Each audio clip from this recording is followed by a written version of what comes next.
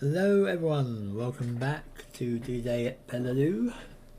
We're about to start turn 6, and as usual we start with the customary corrections phase, which is not an official part of the game but is an official part of this playthrough. So once again, thanks to Sebastias for pointing out a few things. First up is over here. There was this redeploy that went from moved the unit from red A5 to blue A3, and then they opened fire on B17 and knocked them down. That did not actually happen. So flipping back to 2, because they're supposed to move to an empty position group, and this is not actually an empty position group. It's occupied already in one of the hexes, and you know, if there was no Japanese unit there at all, they would be able to do that, but because there is a Japanese unit there already, they can't just redeploy to the other part of that. So that didn't happen. So he's back to 2. The engineer here, they were hit by fire coming in when they were doing their amphibious landing from yellow. It was a yellow triangle. And of course I completely failed to notice that yellow didn't actually have any Japanese units in it. So that didn't actually happen either. So they should be back to 2. And the other thing which I meant to do last time and completely forgot was to check here. This tank should not be in the casualties box, in the catastrophic loss box, because it's only the infantry and heavy infantry that go in here. So that's no HQ units, no engineers either, I think, and no tanks or anything like that. So we've got a little bit more wiggle room there. We've got 7 units in the box at the moment, and for turn 6 our limit is going to be 12. So that's all the corrections there. Do keep them coming in if you notice any more. I think I'm getting a little bit better at noticing when I'm screwing up now, but obviously there's still a few things slipping through. So turn 6, we are not looking fantastic, although we have a little bit of a breather here from the disrupted units in the purple and the red position groups here, but these are elite units in the coral there. We got a flanker here who wouldn't be hard to get rid of, unless, you know, if we actually just had a way to flank him, because he doesn't need any special weapons. So we're going to try and get rid of those at least. If we can get rid of this and these two, ideally, that would be pretty brilliant. And then we got to concentrate over here, and then we got to start moving up. We got to start dealing with this lot. You know, it's a whole load of things to worry about here. So turn 6, phase 1 does not happen, because we do not actually have anyone waiting to land here. So all we have to do in turn 1, or in phase 1, is put the next turn out, which is going to be the grand total of one infantry unit in white somewhere. I was thinking I could put him in here so he can go into join this HQ unit, which has been orphaned, or he could just go in there with engineers.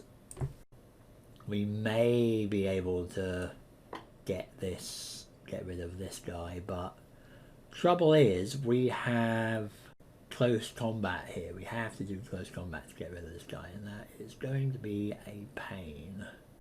But if we can get rid of him, then we can free up at least, you know, we're not going to have purple attacking us there. I think I'm going to put him here, even though it may be not the greatest of ideas, but I'm sure he's going to get whittled down to 3 steps in no time, but we'll do that. We'll do that. Hopefully I'll get through in one piece for next time.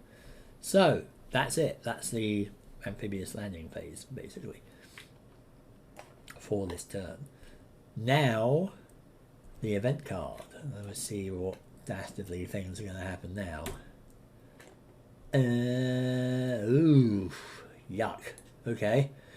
Intense Japanese fire limits US movement to 1 hex this turn. So no matter what, we can't move more than 1 hex. Which, I mean, I don't usually move more than 1 hex anyway a lot of the time. But, you know, knowing my luck, this turn is going to be the turn where I need to do that. And I won't be able to. So, that sucks. Great. Okay. At least it wasn't something like all the Japanese units that are disrupted are suddenly undisrupted, because that would have been nasty. Alright, Japanese fire phase. What have we got?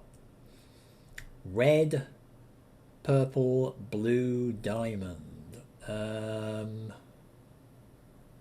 We don't have P yet, so okay. Red M, so oh no, last time it was red R, wasn't it? Red M. That's the mustering thing. Okay, that could be painful. Purple is not going to be anything special. It's just going to be purple attacking, and purple thankfully can't attack down here. So that's good. We might get some motion going on that tank there. This guy can attack though, so that's not going to be good. And then blue. Blue is going to be this one, which I don't think can do much. And this one which can do stuff, so it looks like this guy might actually be getting hit after all, but he'll be hit by the blue.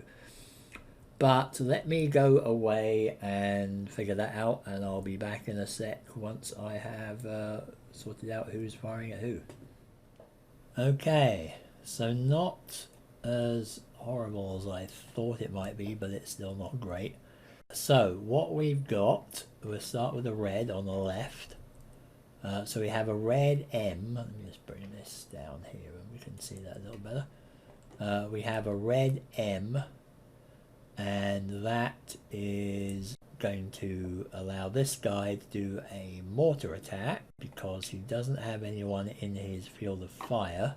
So he's going to try a mortar attack, but he has nobody to hit because it's basically going to be a equivalent of a steady fire within 4 hexes, and that means they have to have a diamond symbol unless they're in an overcrowded hex, and nobody's got a diamond symbol that is within range.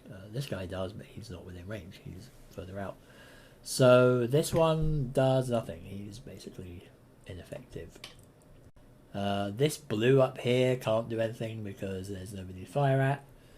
But, I mean, that's beside the point at the moment because we'll get to blue later on, but that's why I've not got a cube on there. This blue is occupied by US, so nothing happens there. This red is disrupted, so he can't do anything there. So we have to go all the way down here for the next red. Like, basically all these other reds, nothing can happen in them. I suppose, actually, there is a red up there that I should do. We'll do him afterwards. But the red here, again, theoretically, he's occupied, but does not have any US units in the field of fire. So he should be able to do mortar fire, but again, within 4 hexes, which is this, neither of these guys have diamonds on them. So they're not going to be hit by any mortars, so he's done as well. Now, red tank up here is an M, so the red tank has to, they don't get the fire in advance thing, they do multiple fire, and there is nobody to multiple fire on. So next we do purple, and again, this guy is disrupted, so he's not doing anything. I should flip this guy over, by the way. So that's just to show that he will have his disruption removed at the end of this turn, but he can't do anything this turn. But anyway, this purple can move, so he can do fire or advance. There's no one to fire at the moment, so he's gonna do an advance instead, and he will do an advance too. I think he's gonna move down there. I think that's what he is going to do. So he's going to trundle off down here and swap places with that unit. So now we have another tank approaching us. So that's him done. That's his advance. And then we move over here. So these guys they're just going to do normal firing, but there's one unit here. There's a nice juicy 4-step target here, so he's going to get flipped and disrupted. Right here.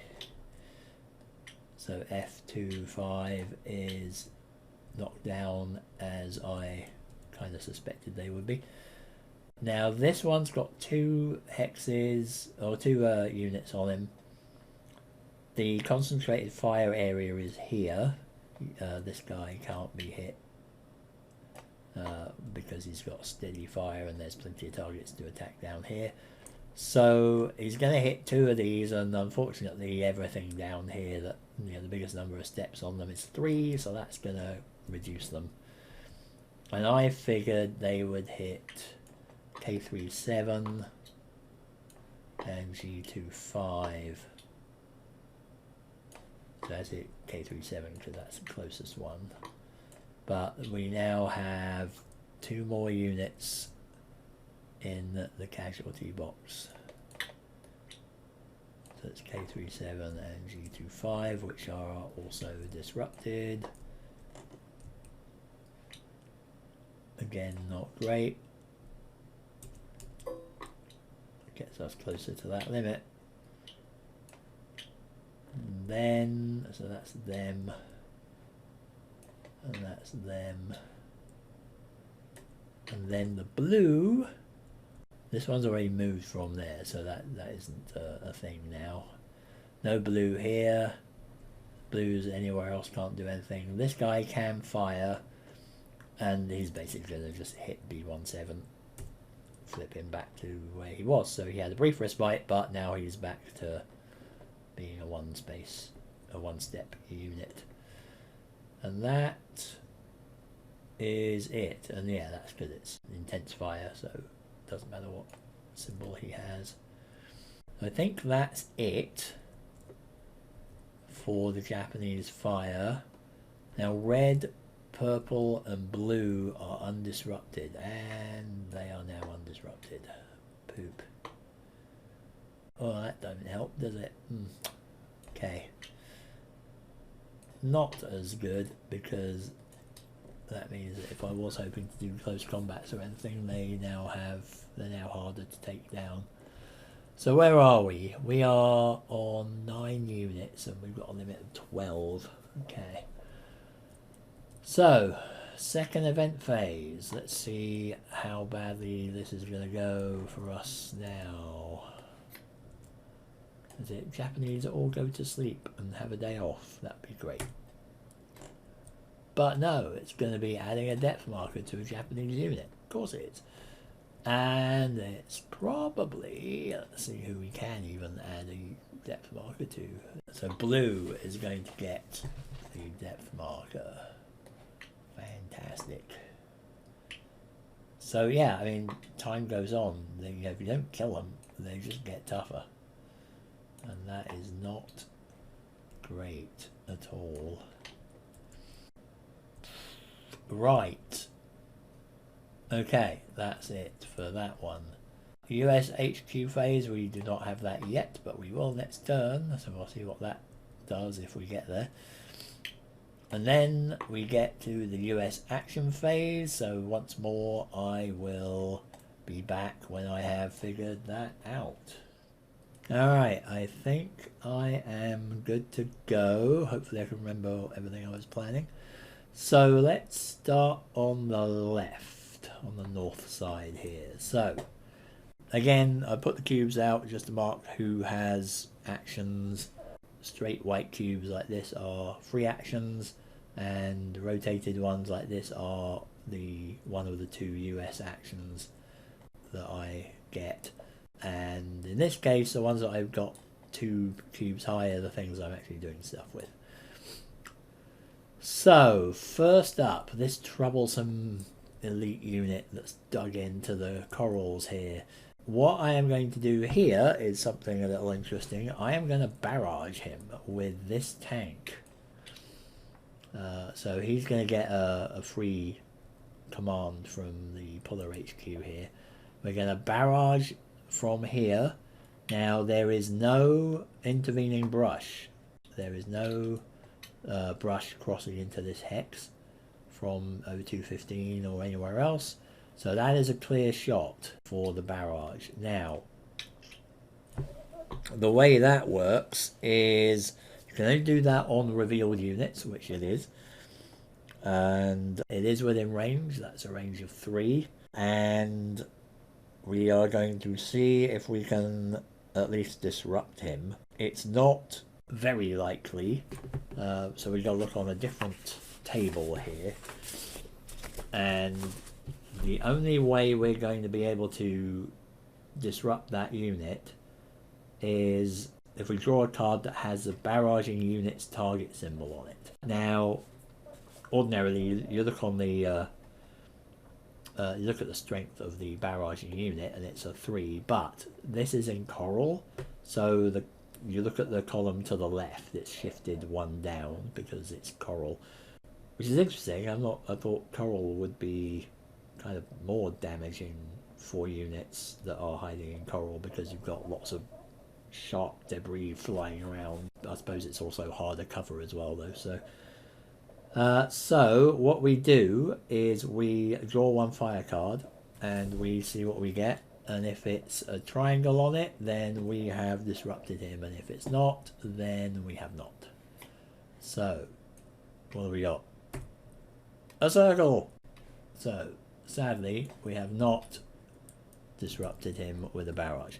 Now you can't do a fire attack and a barrage in the same turn.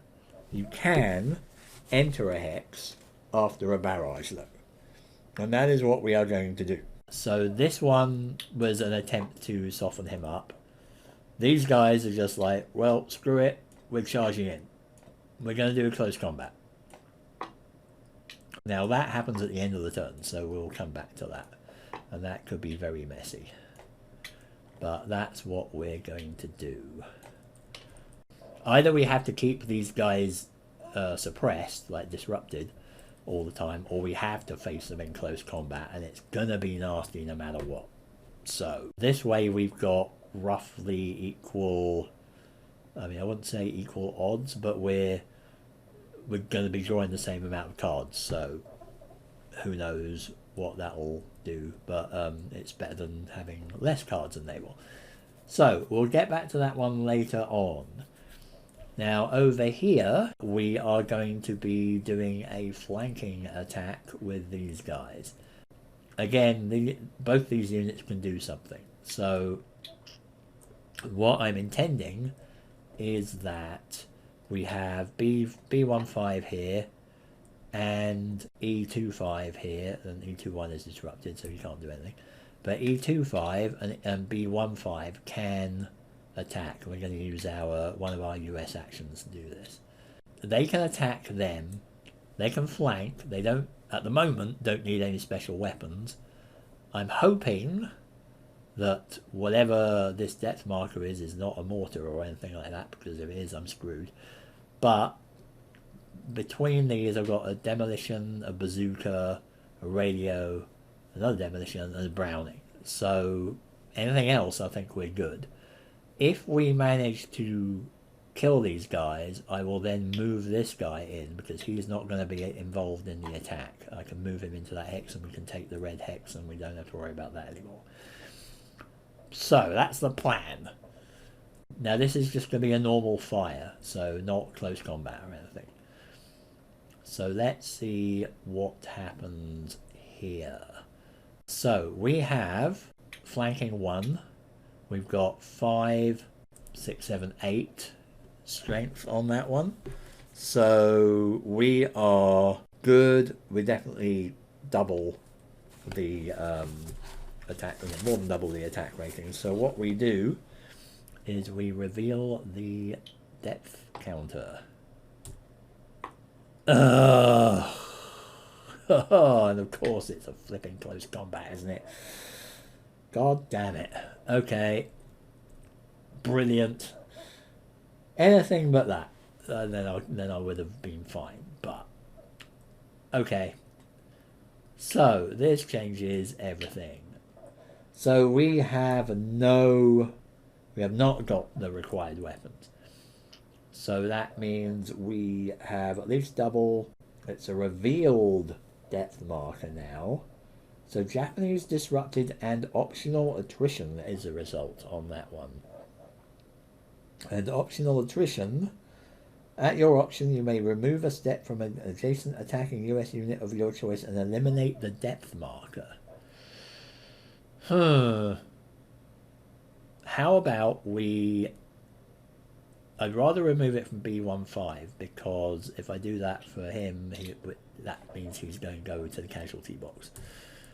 Let's do it for B15 and we'll get rid of that marker, and then hopefully next turn we don't have to deal with that unless they get reinforced or whatever, get another depth marker on them, in which case that's going to screw us. But let's do that, and we'll take that as a slight, well, not a victory, but you know, a minor step towards victory. Because now, if he stays like that, he should be pretty easy to crush. But we'll see for next time. So that's that done. In fact, I should leave this. I should leave this on there, shouldn't I? And he fired as well, didn't he? Right. So that's that done. This guy theoretically could still do something. I don't think he's got really anything else to do. Right, so here, again, we got this big unit dug in the woods there, the forest there. I want to move these guys up into here, so that's what I'm going to do. So they are both moved into that hex, and then these guys I wanted to move into this hex, so they're good there. I guess actually while I'm at it I can move these guys into there as well. Just throw that in there. Then over here we have some interesting things going on. So let's just deal with this bit first. So what I'm going to do is try to attack these guys from a flanking position just in case. I've got pretty much all the weapons I need here, plus I've got a lowly Browning. You know, the couple of survivors of B17 here are just going to chip in.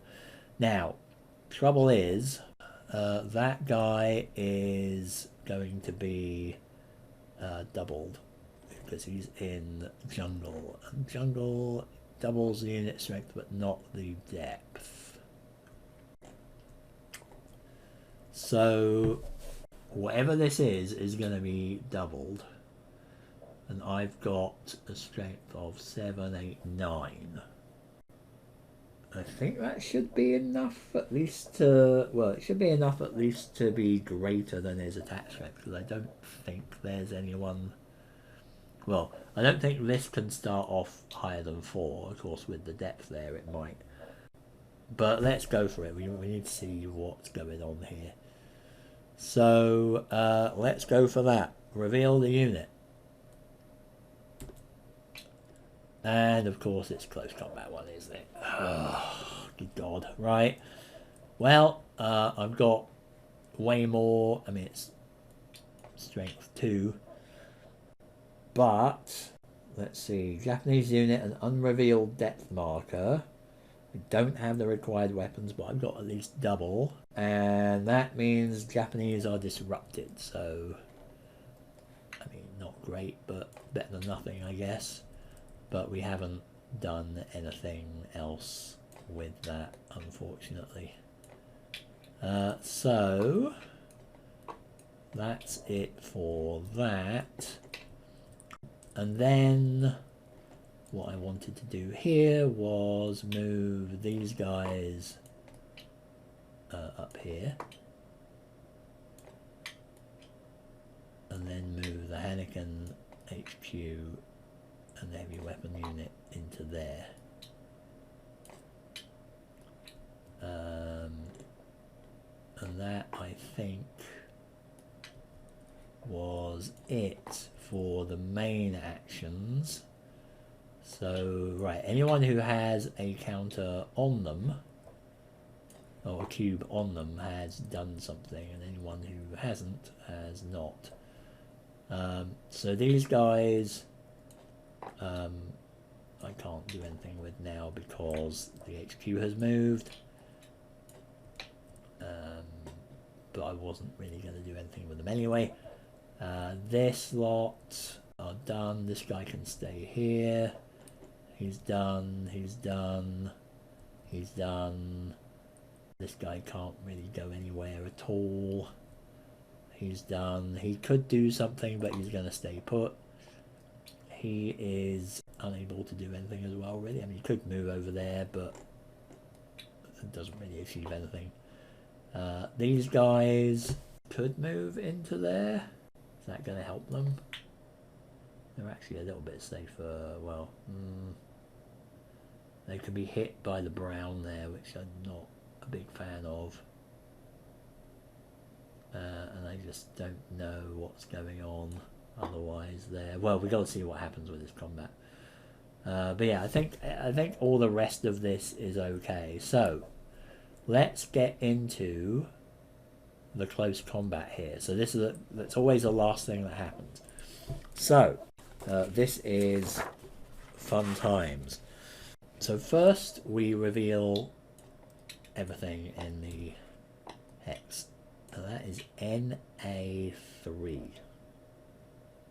Don't actually know what NA3 is. Oh, that's naval, isn't it? Ugh. Well, so that's good, because this guy is a complete bitch to try and kill normally. But this doesn't matter for close combat. So what I usually do is I usually set things up here. So we'll get into that in a sec. So for the US, we have to draw a card for each step possessed by units in the combat, up to 4. So we have 5 there, so we're going to draw 4 cards. And then, if any of them have a flamethrower, which the HQ does, a FT, we get 1 extra card. Are there any heroes in there? Not in this one, they're over here. And they're not in, the Japanese aren't in counterattack, so we're going to draw 5 cards, 4 plus 1 cards. So what I do usually is I'm going to put the little purple marker here. I'm going to stick that up there. So this is where the combat's happening. What I usually do is put the Japanese over there, put the US over here, and then we just do the cards here. So 1, 2, 3, 4, 5 for the Americans. For the Japanese, we draw 1 card for each counter that's in the hex, so that's 2. 1 if they're attacking and not in counterattack, well they're not, so they don't get that. 1 if they have a total strength of 4 or more, not modified by terrain, well yes they do. So that is an extra card. They got 3 cards. 1 for each close combat requirement listed on the marker. So they got 1, so they got 4. And they are also in a coral. So they get an extra 1, so they get 5 as well.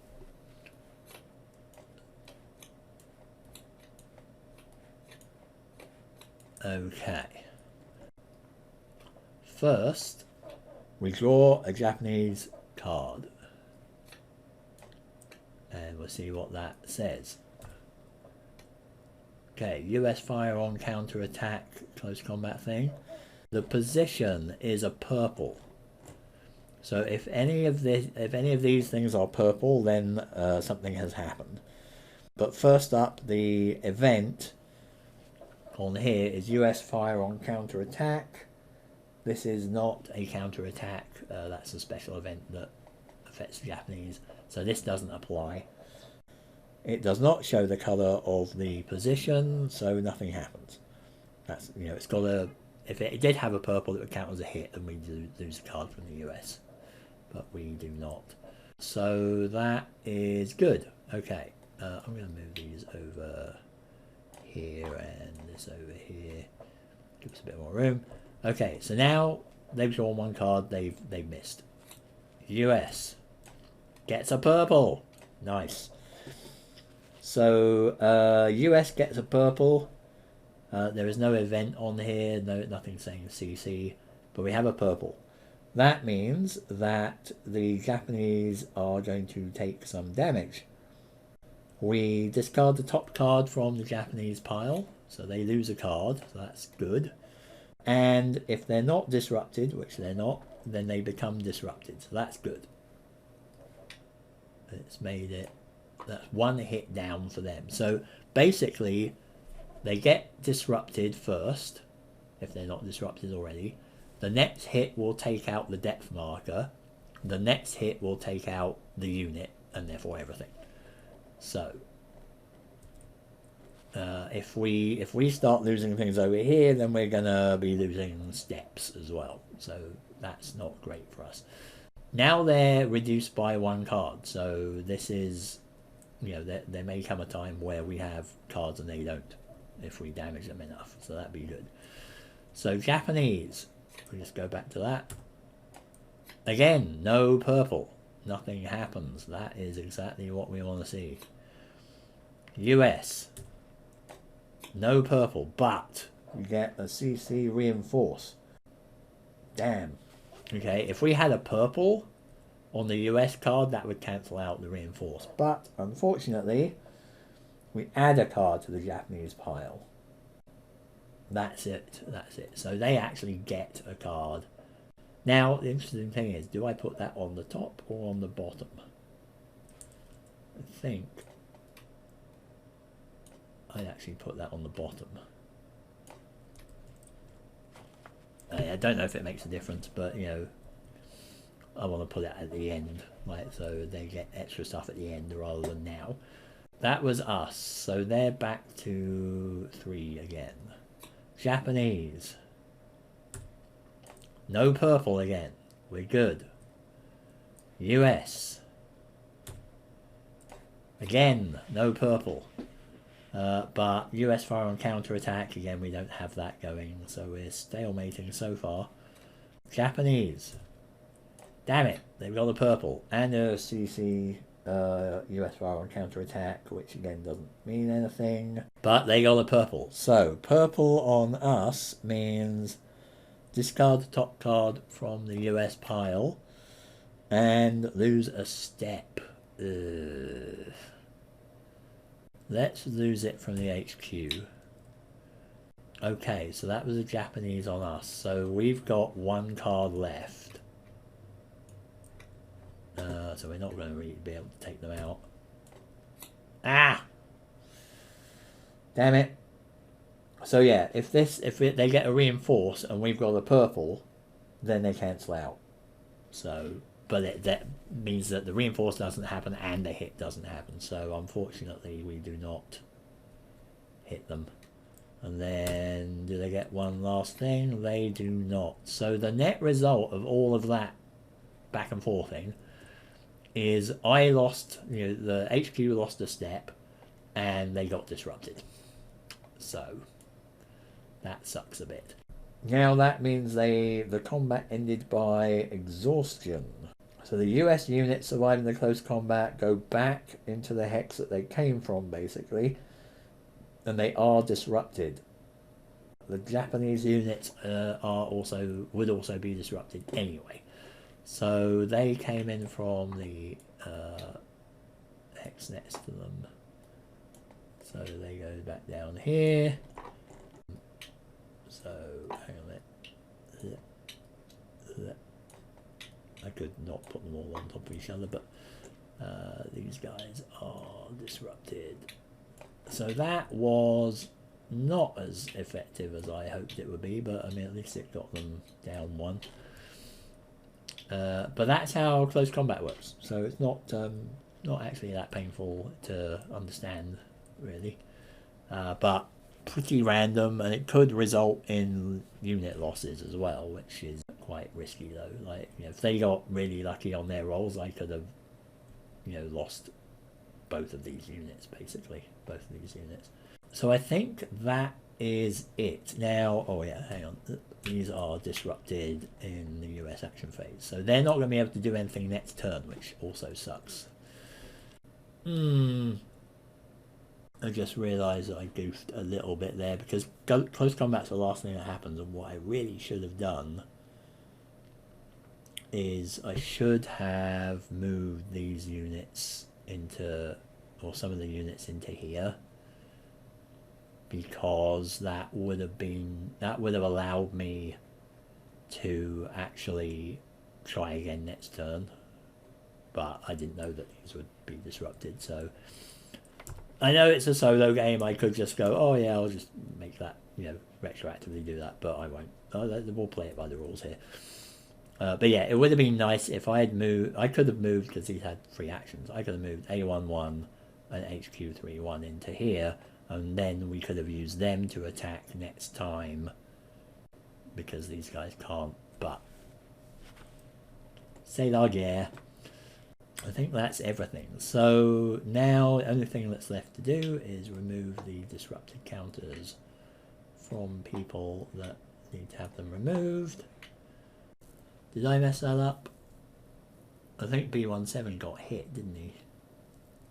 He got hit by blue, so he shouldn't actually have been able to contribute to that combat, should he? Yeah, he should have been disrupted, sorry. He should have been disrupted by that blue. So what happened up here would be that just this lot attacked them. I mean, it didn't make any difference to the actual combat, really, because it was a CC1 anyway. So no harm done there, I think. But yeah, this guy should not have been able to attack, because he should have been disrupted, so he should have a disrupted marker to remove. But I think that's everything else. So these guys are going to stay disrupted next turn.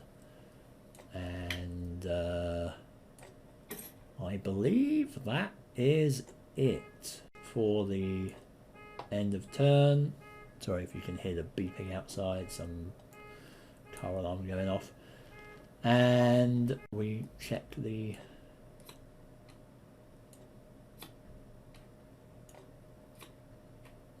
cards here, and of course there's way more in the actual deck, and that's it.